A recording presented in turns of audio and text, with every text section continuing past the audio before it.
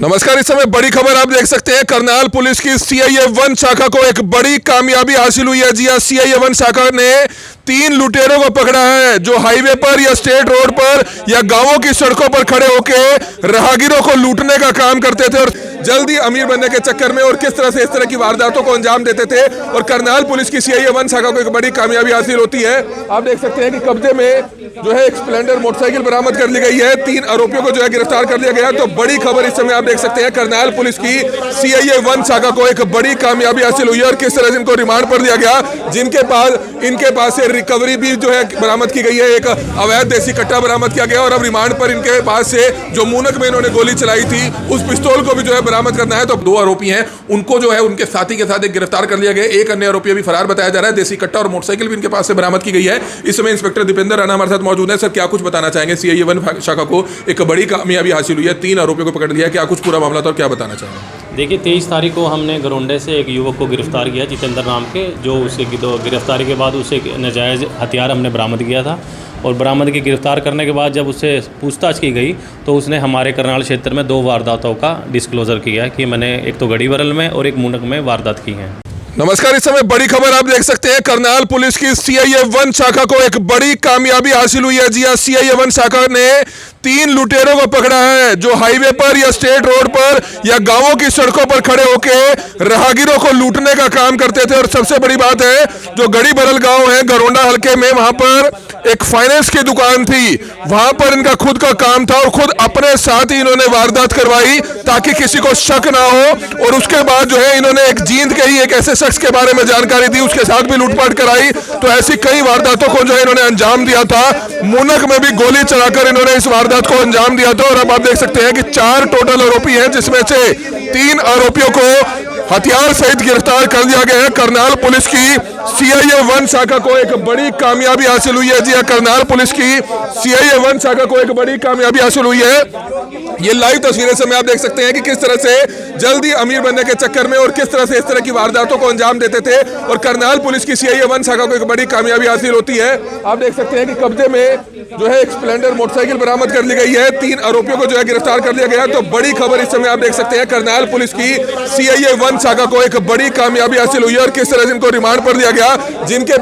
इनके पास से रिकवरी भी जो है बरामद की गई है। एक अवैध देसी कट्टा बरामद किया गया और अब रिमांड पर इनके पास से जो मूनक में इन्होंने गोली चलाई थी उस पिस्तौल को भी जो है बरामद करना है। तो बड़ी खबर है, इस समय करनाल पुलिस की सीआईए 1 शाखा को एक बड़ी कामयाबी हासिल हुई है। हमारी आप सभी से अपील रहेगी कि जितने भी लोग इस खबर को देखें, इस खबर को ज्यादा से ज्यादा जरूर शेयर करें। तो ये बड़ी खबर इस समय आप देख रहे थे कि करनाल पुलिस की सीआईए 1 शाखा को एक बड़ी कामयाबी हासिल होती है और लूटपाट करने वाले एक बड़े गैंग का पर्दाफाश किया जाता है।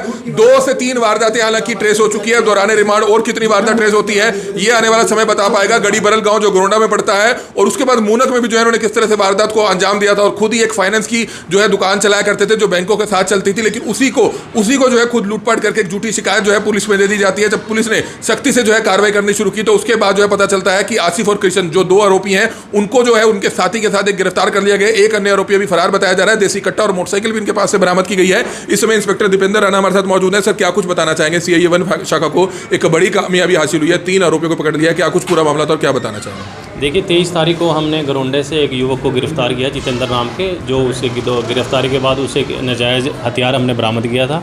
और बरामद की गिरफ्तार करने के बाद जब उससे पूछताछ की गई तो उसने हमारे करनाल क्षेत्र में 2 वारदातों का डिस्क्लोज़र किया कि मैंने एक तो गढ़ी बरल में और एक मूनक में वारदात की है।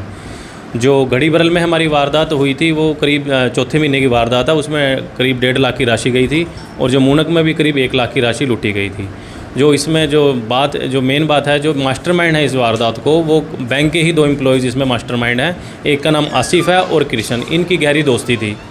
तो कृष्ण ने इसको परसुएड किया कि क्यों ना हम तेरे से लूट करवा दे। मेरे गांव के, मेरे परिवार के कुछ लड़के हैं, वो अब से तेरे से पैसे छीन के ले जाएंगे, एफआईआर दर्ज हो जाएगी, पकड़े जाएंगे नहीं हम, तो अपना आराम से हम उन पैसों को यूटिलाइज़ कर लेंगे। तो ये पहली वारदात हुई और इसमें आसिफ ने फिर वारदात का ड्रामा किया सो कॉल्ड। उसके बाद 100 नंबर पर फ़ोन किया और एफआईआर दर्ज होगी। इन्वेस्टिगेशन में पता लगा आसिफ और कृष्ण ने ही आपसी सलाह करके इस वारदात को अंजाम किया। जो दूसरी वारदात थी वो मूनक की वारदात थी। उसमें आसिफ और कृष्ण ने एक सहकर्मी था, अनिल नाम का युवक, उसके बारे में बताया कि ये भी कलेक्शन करके मूनक में आता है।